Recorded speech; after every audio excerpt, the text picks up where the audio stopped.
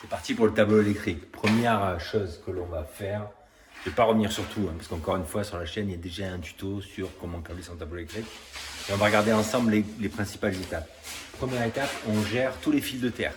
C'est-à-dire qu'on va séparer des alimentations, c'est-à-dire de la phase et du neutre, le vert jaune, et on va tous les faire converger de la même manière dans le tableau à un endroit pour arriver aux barrettes de connexion, pour que ce soit propre, pour que ce soit clair, et pour que ça prenne aussi le moins de place possible. Et ensuite, petit à petit, on va venir raccorder chaque ligne à leur destination. Ça, c'est la partie 2 du tuto électricité de la construction de ma maison conteneur pour la répartition de toutes les lignes dans le tableau dont je viens de parler.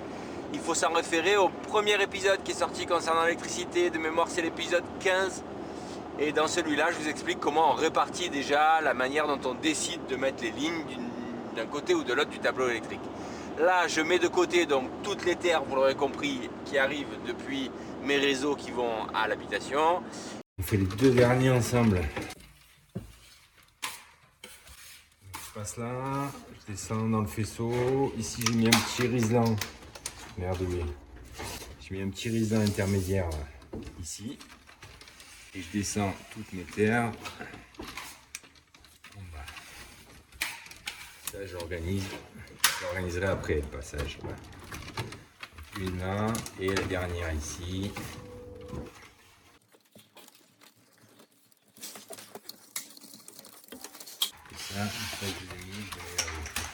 Voilà, si on prend un peu de recul, donc j'ai au fur et à mesure envoyé toutes les terres là, dans l'angle, ici, là, et toutes les lignes, je les ai laissées là-haut, accrochées à la porte en provisoire. Là maintenant, je vais organiser ce faisceau pour qu'il soit propre. Avant de l'organiser, il ne faut pas que j'oublie de faire monter des terres, mais aussi des alimentations à la boîte de dérivation qui est ici. Dans cette boîte de dérivation, on a dit que j'allais avoir 3 circuits d'éclairage. Éclairage 1, éclairage 2, éclairage 3. Sachant que si j'en ai mis 2, ça passait largement pour la taille de la maison, mais là, par confort, on en a mis 3. Je vais monter à la fois des terres pour la boîte de dérivation. En réalité, je vais monter 2 terres en 2,5, ça suffit. Au niveau section, même une suffirait. Mais bon, on va en monter 2. Et puis, je vais monter donc 3 alimentations d'éclairage et vérifier que j'ai aucun pontage de prise dans ma boîte de dérivation. Si j'ai des prises, ben, j'enverrai une ligne de prise dedans et puis je verrai laquelle j'envoie. Voilà. Donc là, maintenant, vous allez me voir organiser en rapide les terres, peut-être les connecter et puis commencer à organiser les câbles. Donc, concernant les 3 alimentations que je viens de vous expliquer que j'allais envoyer à la boîte de dérivation, pareil, ça fait un peu référence à ce que j'ai déjà expliqué dans l'épisode numéro 15.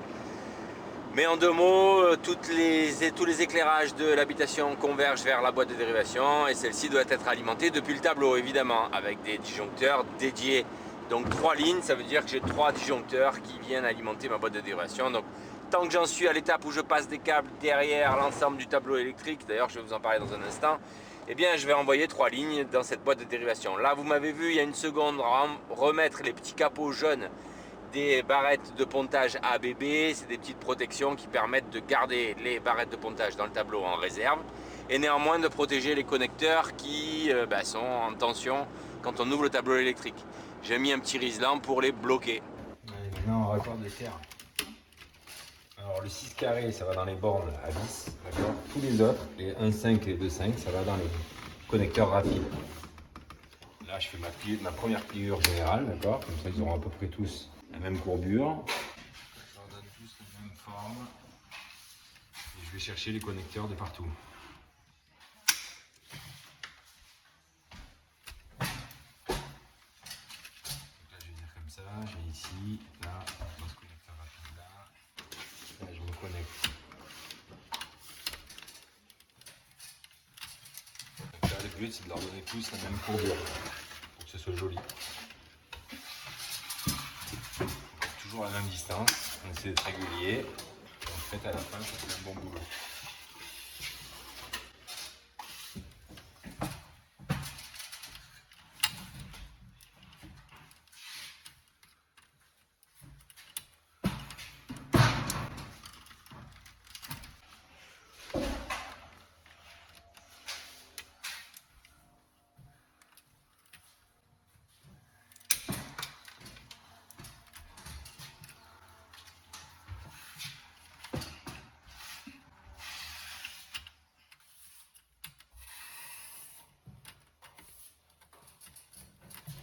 Allez, je continue en accéléré. Speed check zone. Alors, quand je dis il faut que ça soit joli, ça c'est un peu rigolo. C'est un petit peu quelque part de la masturbation d'électricien, mais le fait est que je crois qu'on est à peu près tous pareils. On aime bien quand on finit un tableau électrique qu'il soit esthétiquement net, propre, ordonné, voilà. Moi je suis pas du tout un ayatollah, je fais plutôt pas mal je pense, mais clairement il y a des électriciens qui font beaucoup mieux que moi.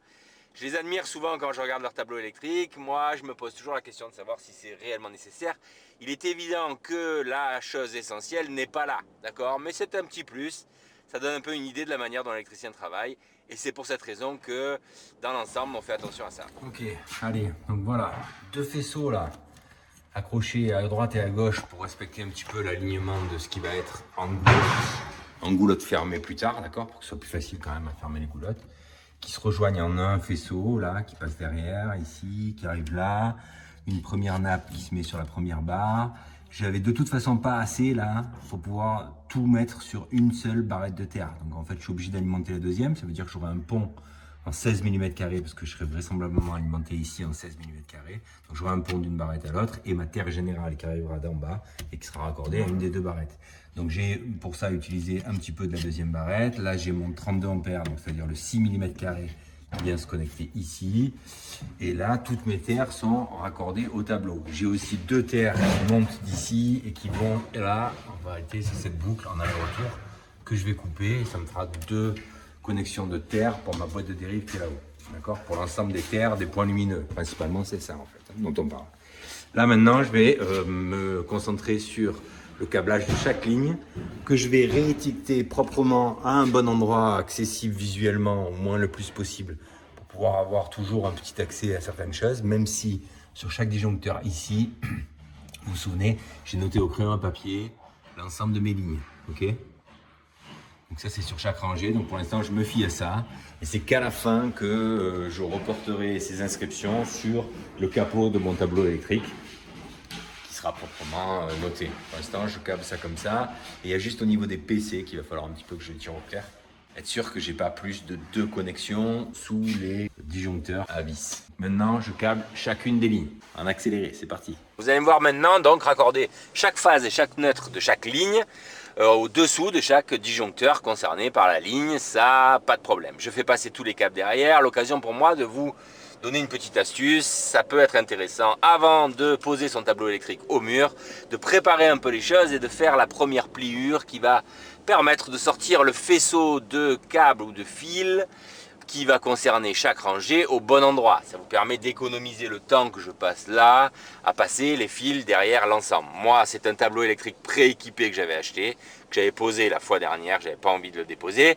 J'avais pas non plus envie de dévisser les amont de chaque interdif parce qu'il est en fait pré-câblé. Donc ça veut dire que du bornier qui est au sommet du tableau vers le dessus de chaque interdif, eh bien il y a des gros câbles, enfin des gros fils qui les alimentent. J'avais pas envie de les enlever. Bon, ça me fait perdre une vingtaine de minutes, mais sachez que si vous en faites souvent ou si vous voulez pas trop vous embêter, vous avez aussi la possibilité de les dévisser ou simplement de déclipper chaque rangée parce que les rails DIN sont clippables sur les embases en plastique des tableaux électriques.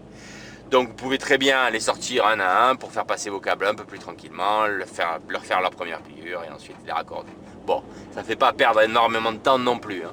Là, nous, on a fait plein d'autres choses entre temps, donc je n'avais pas envie de les démonter, de les laisser en attente et puis de les remettre. Donc voilà, là, je suis en train de finir donc de raccorder l'ensemble de mes câbles, je vous montre ça fini.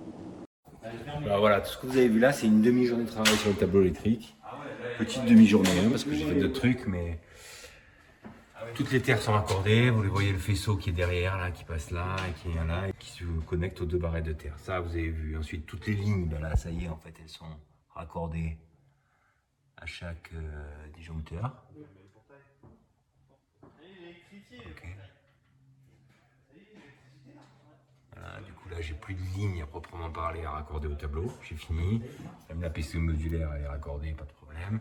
Il me reste juste les amont à faire, c'est-à-dire les alimentations vers l'intersectionneur, l'alimentation générale qui arrivera d'en bas et qui sera raccordée à ça, la terre et le pontage des 2 barrettes de terre et la boîte de dérivation. Ça sera pour mon prochain passage.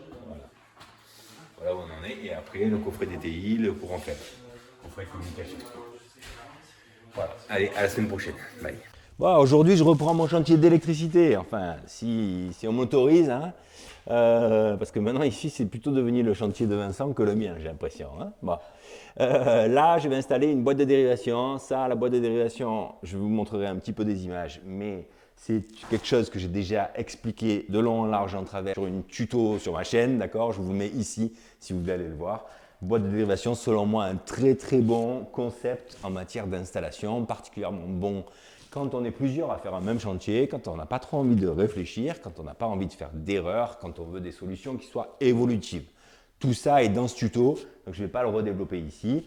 Mais ici, je vais donc câbler la boîte de dérivation. Je crois que j'avais les amont du tableau à finir, qui n'étaient pas terminés. J'ai amené du câble et du fil pour pouvoir le faire. Et ensuite on pourra mettre notre courant provisoire sur l'alimentation générale du tableau pour pouvoir tester tous nos interrupteurs, nos points lumineux et prises de l'habitation. Ça sera plus confortable pour nous.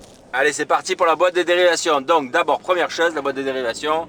Eh bien, il s'avère que dans mon garage, j'en ai trouvé une très vieille, pleine de poussière, mais qui me paraissait encore bonne, qui avait déjà servi évidemment.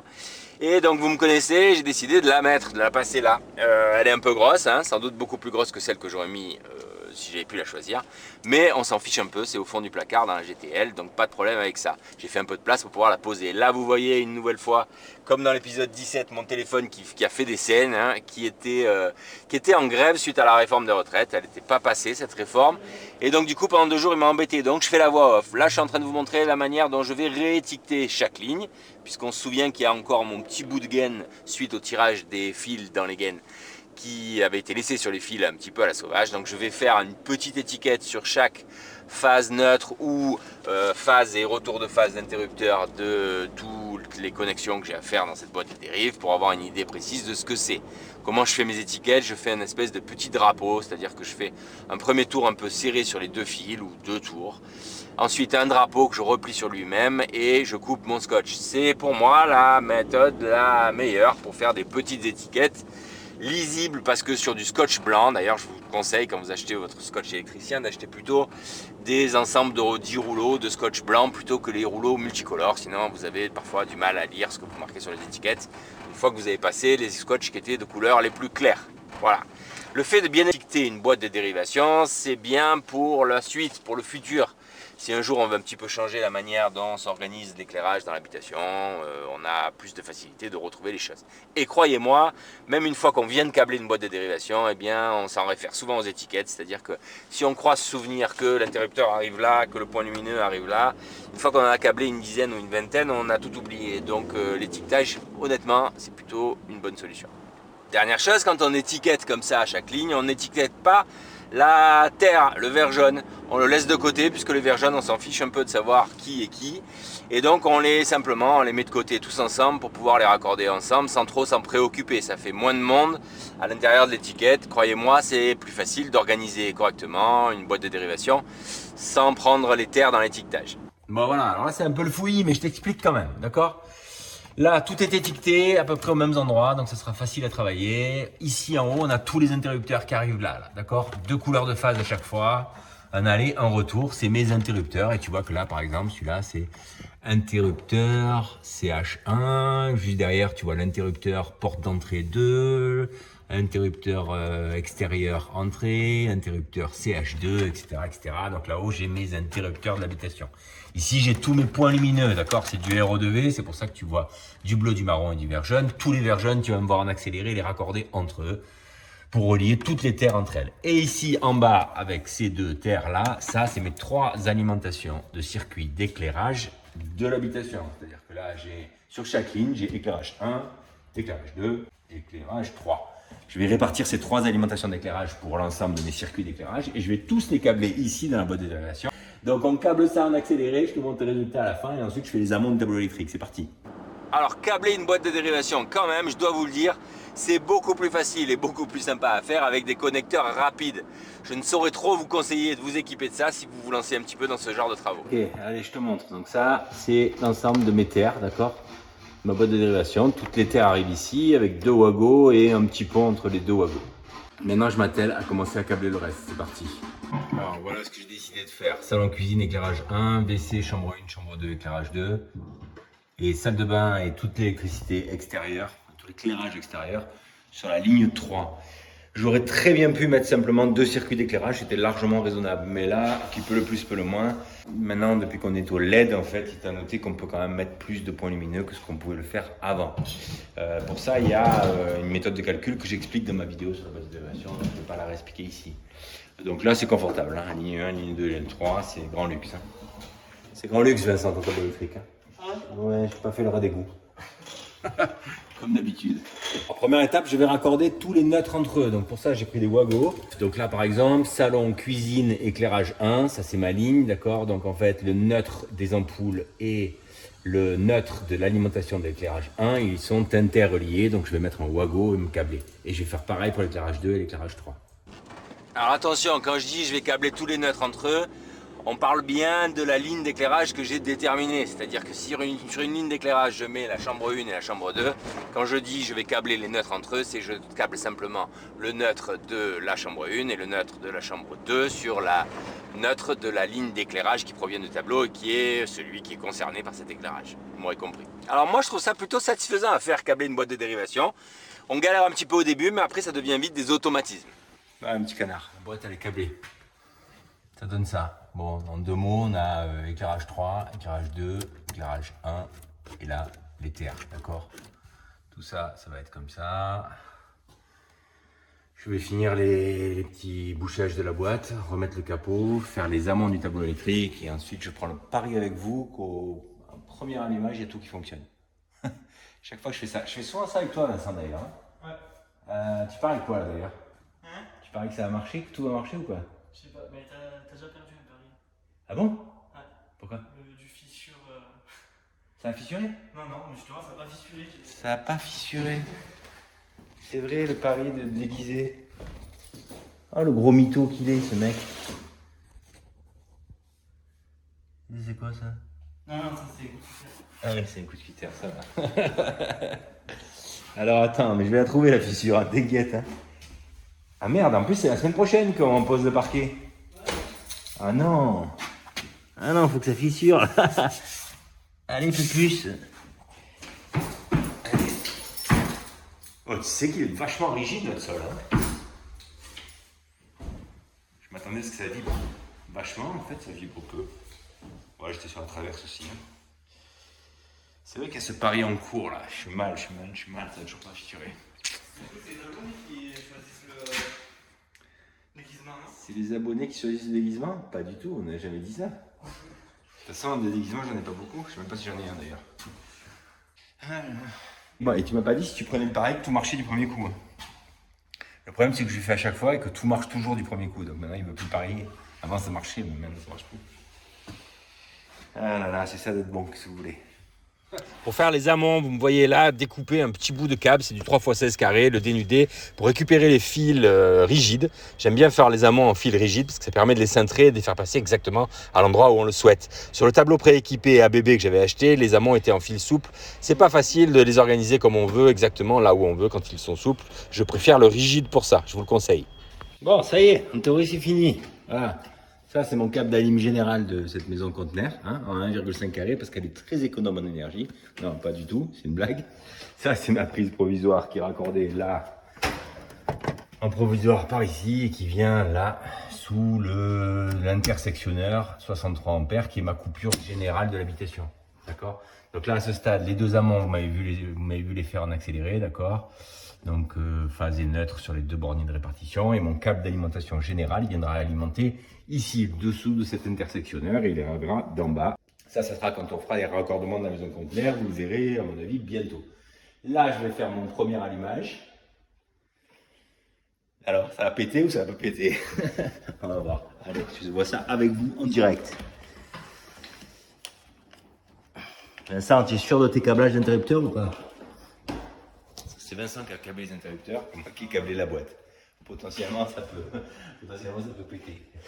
Alors, donc là, on a du jus ici. Là, j'envoie mon intersectionneur. Là, j'alimente en fait tous mes interdifs, mais on voit qu'ils sont tous coupés, d'accord? Hein? Mais pas l'extérieur. Non, je mets pas l'extérieur. Oui, parce qu'il y a les câbles nus. Bon, on le fera pour rigoler quand même. Donc voilà, donc j'ai 3 lignes d'éclairage à tester, une sur la rangée 1, une sur la rangée 2, une sur la rangée 3, donc j'en mets du jus dans les 3 interdifs. Jusque là, pas de souci. Éclairage 1, il est là. Vous vous rappelez que moi je note ici en attendant, là pendant l'installation. Donc éclairage 1, on est ici. Ah, il y a de la lumière qui est arrivée. Éclairage 2, on monte ici. Ah, il y a de la lumière qui est arrivée chez Vincent. Et éclairage 3, elle est là. Éclairage 3, c'est quoi déjà? Salle de bain et éclairage extérieur. L'éclairage extérieur, on va éviter. Quoique, là, on n'est même pas sûr que les inter, on ne voit pas dans l'éclairage extérieur, mais ça n'a pas sauté pour l'instant, donc c'est bon signe. Ici, on a quoi? Ici, on a 2 interrupteurs. Un qui est supposé être cuisine et l'autre qui est supposé être salon. Donc ça, c'est couloir. Ah, il n'y a pas toutes les ampoules. Et ça, c'est supposé être salon. Voilà. Très bien. Donc ça, salon. Et ça sera couloir. Et c'est cette ligne-là, c'est ça? Non. Il y en a un que tu as appelé couloir cuisine. Non, c'est tout ça. Et toute la ligne, hein? Ouais. Ah, et donc c'est normal que celle-là soit allumée et pas celle du bout? Oui, parce que celle du bout, c'est l'ampoule, elle a un bug, je crois. Elle a un bug, ok. Bon, très bien. Les chambres. Est-ce que les chambres vont marcher? Attention. Donc dans cette chambre, on a mis un point de centre et on a mis aussi un éclairage au-dessus de la tête de lit. Pourquoi c'est un simple allumage et pas un va-et-vient? Parce qu'on ne met pas ça à chier. Ah ouais? On ne voulait pas chercher? Une fois, tu l'avais proposé, si tu vois, non, c'est pas grave. Oui, il me semble que c'est plutôt à toi comme ça. Ouais. Tu regrettes maintenant? Non, non, En plus, c'était chambre. personnellement, ça sert jamais. Ça n'en sert jamais, ok. Et celle-là, elle va être allumée. Vous savez qu'un interrupteur, la norme, quand c'est un simple allumage comme ça, c'est quand vous appuyez vers le bas, ça doit s'allumer. Et quand vous appuyez sur le haut, ça doit s'éteindre, d'accord? Et là aussi. Bon, si c'est inversé, ça veut dire que vous avez inversé le type de câblage, ok? Quand on câble un interrupteur en simple allumage, on respecte la borne L pour la phase et la borne 1 pour le retour de phase. Ah, salle de bain. Oh là là, tout qui marche du premier coup, c'est énervant quand même. Et le WC. Le WC, il y a tout qui marche bien. Bon. Voilà, avec l'éclairage extérieur qu'on ne peut pas tester parce que les câbles sont comme ça. Voilà. Donc on va s'abstenir pour l'instant. Bon, maintenant sur le chantier, c'est cool, on a la lumière comme ça. C'est plutôt pas mal. On pourra éteindre le chantier en appuyant sur les interrupteurs dorénavant. Voilà. Qu'est-ce qu'il me reste à faire? Il me reste à faire le coffret de communication. Est-ce que je le fais maintenant? Je me sens ou je ne me sens pas? C'est vrai que je le fasse comme ça, je peux publier la vidéo sur le chapitre électricité de la maison conteneur. J'ai pas envie. Bon, je vais voir.